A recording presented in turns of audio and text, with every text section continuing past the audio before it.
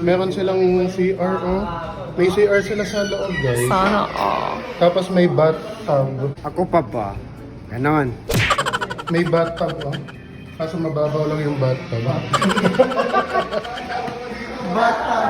May bathtub sila. Ba't may bathtub dito? Natala nilagay naman yun. Kaso ano lang? Ano yan? 150. brain ko natin yung mga tao. Ayun. Ayan na pala si Jet. Kaya magbabayad na daw siya. Ito si Kuya, oh. May magbabayad na daw siya ng kayusa. Masok ka Ayun. Pag-uusapan natin yung anong magkano ba ito? Ay, kakain muna yung atasan na. So, ito yung living room. TV na lang yung kulang. Pero dito sila nag-gym. Kaya aparador. Ay! Kakain na po ang mga OFW ng pit. Ayun.